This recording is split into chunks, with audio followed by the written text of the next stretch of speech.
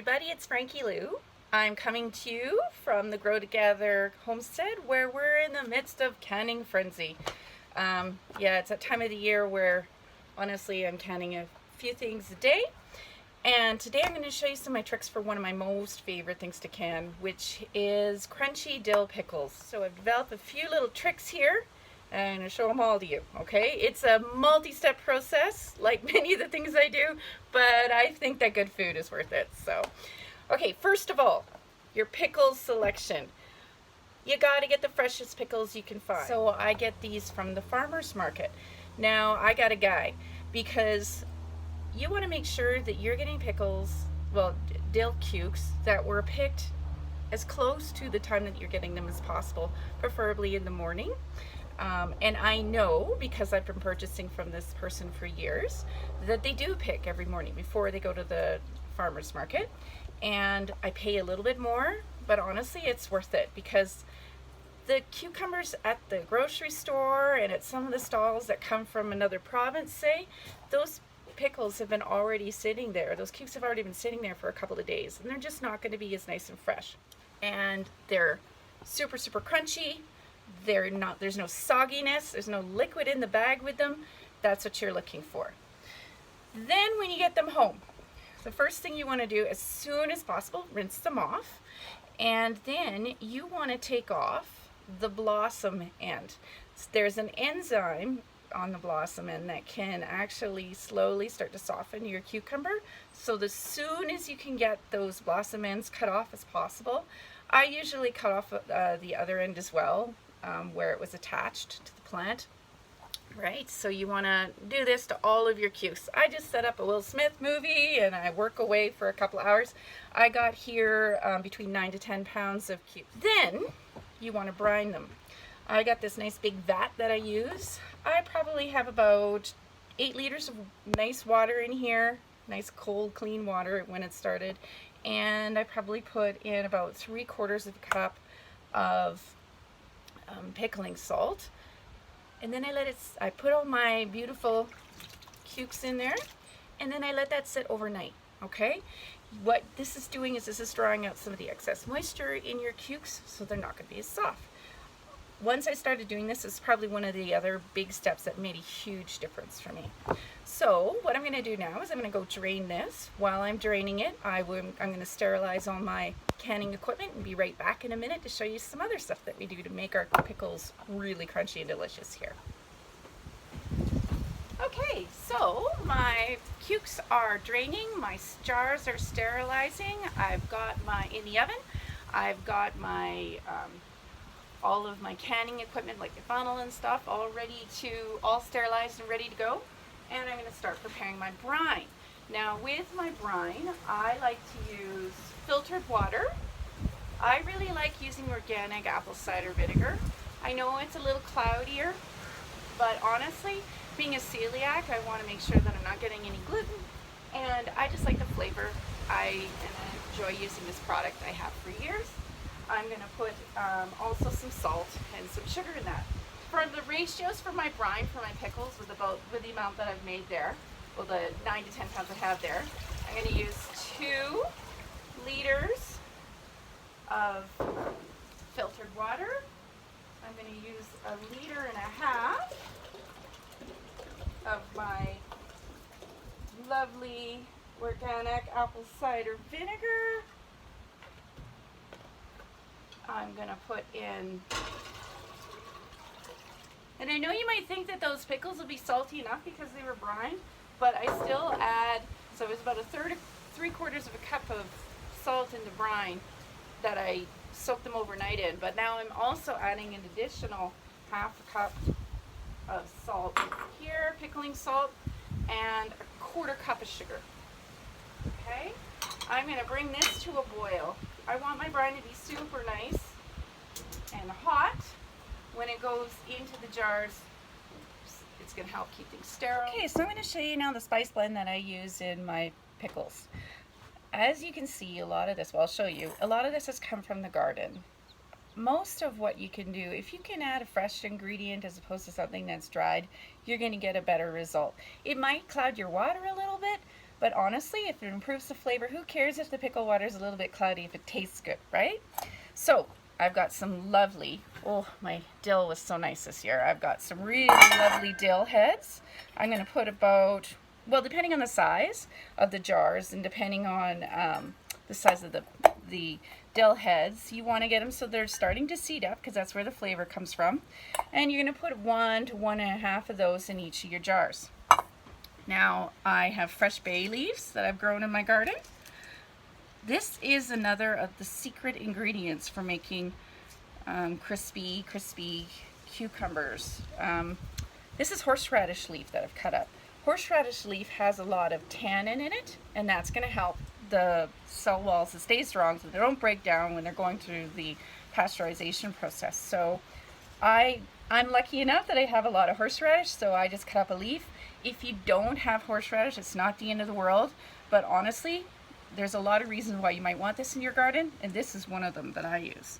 I also like to put a lemon slice in the bottom of each of my jars, lots of garlic, cut up chilies, and I create my own spice blend. These are all fresh spices that I purchased this year. I don't like to use those pre-packaged pickling spice blends because I just find they're a little bit blah, and I like to make up my own flavors. In this one today, I chose to put in coriander seed, allspice seeds, mustard seed, black peppercorns. I've got a little bit of dill seed in there because I really like that dill flavor, and I've got some pepper flakes and some, and I think I might have said peppercorns there in there as well. So I've got a nice mix here. I'm going to put like a nice teaspoon, well, maybe actually closer to a tablespoon to the bottom of each of my jars. All right, so my brine is almost boiling. Once it's started boiling, I'm going to turn it down and I'll start packing the jars, and then I'll come back and talk to you about some of the other steps we're going to use to make sure that we have nice crispy cucumber dill pickles. Okay, so I got my hot steaming brine here. I've got my pickles very nicely packed into each of these jars with the flavor pops. I really like a jar with a nice shoulder on it so I can jam those pickles in there as much as possible. You don't want them floating at the surface. You want them to be kept down, submerged. And so a wide mouth mason jar may not be your best choice here. That's why I like these ones that have the shoulders, because I can really pack it in there. All right, I'm gonna ladle in my hot liquid. I usually do this in stages because it's always amazing to me. You think you've got everything in there nicely packed, and then all of a sudden all these air bubbles start showing up and you realize you can get more pickles in. So I usually reserve a few. Once I think I've got them all packed in there, I reserve a few to actually pack them all in there once I've bubbled up my brine here. So I'm going to keep working away and come back in a second and show you the next step. Okay, so I have my pickle jars here, and what I'm doing now is I've taken one of these bamboo skewers. I like to use these. I've sterilized it in hot boiling water, and I'm bubbling. I am pushing it down into my pickles and giving the jar a little shake at the same time in the hopes that will release any air bubbles that are remaining so that I have a full jar.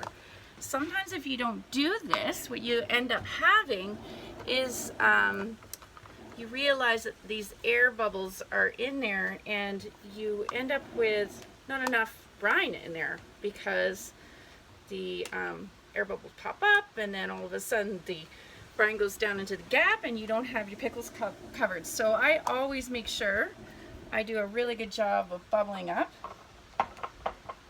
and jamming every possible empty space I can in these pickle jars. You want to make sure you get a good seal on your jars when you go to pasteurize them. Okay, so I also want to make sure that I've got my brine filled to about it. I usually go to just about 3/4 of an inch from the top there. And then what I do is I take a nice clean paper towel, I dip it in boiling water, and I wipe all the rims. And that ensures I'm going to get a good seal on my jars. Okay. I'm going to do that a couple times because I'm very concerned about food safety. Sealing lids are in water that's just about boiling, and I'm going to put all those on now. Put the rims on, and then I'm going to show you the last step of the process, which is the pasteurization. Okay, so now we're going to do what may be the most important part about pickling and preserving in general, and that's making sure that you get good preservation with your pasteurization. Now, I used to do a hot water bath standard procedure for pickles, but I've been reading on some of the national food safety sites and stuff, and I discovered that a method called cool pasteurization. It's not really cool because you do bring the pickles up to a very high temperature, and but not boiling, okay? And you hold it there for 30 minutes, and that gives it enough time to kill all those things that might be a problem, but it helps to preserve that crunchy texture of the pickles because they're not boiled. So I have got my candy thermometer here, good for boiling, well, good for your canning as well. What I've got this water set at right now is about 125 degrees, okay? And I'm going to gently place all my pickle jars in that water. And I have some hot water also on reserve that I've started boiling in the kitchen, just in case I don't have enough water in here. And I also have a jug here to take some water away, just in case I have too much water in here. Alright, I think I'm going to have too much water in here. Yeah. So I'm going to take a little away so I can get the last couple of jars into my canner. Now what I'm going to do is I'm going to slowly bring this up to between 180 and 185 degrees.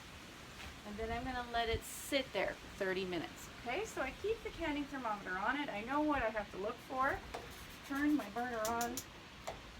And I'm just going to watch this. You want to make sure that your jars are nicely covered with the water. It's okay if the canner is super full because you're not going to be boiling it. You're just bringing it up. And then I'm going to let that sit for 30 minutes at that temperature, monitoring, turning it down as I need to, turning it up if I need to, making sure that it's sustained at between 180 and 185 degrees for 30 minutes. So I'll come back in a minute with a recap of all the different steps really quickly so that you can hopefully make some really good crunchy dill pickles as well. Okay, so I've got my pickles ready here. They're going to sit for about 2 weeks, probably, at least, before I start opening them up and giving them a try. And I know they're going to taste good because of all of the fresh herbs and flavor pops that I put in there. So just a recap, all right, because I know there's a lot of material covered in this video, but I'm going to go through it one last time, the different things you can do to ensure you get good, crispy, crunchy dill pickles. Number one, make sure that you choose pickling cukes that are as fresh as can be. It's great if they can have been picked in the morning. That's probably the most important thing. Second, remove that blossom end. I also remove the other end, but removing that helps to take out some of the enzyme that causes the cells to get a little bit soft. Third, you're going to brine them overnight in a big vat. Okay. Fourth, if you do have access to horseradish leaves, I love to use them both for the flavor and the fact that the tannin does help to keep stuff nice and crispy.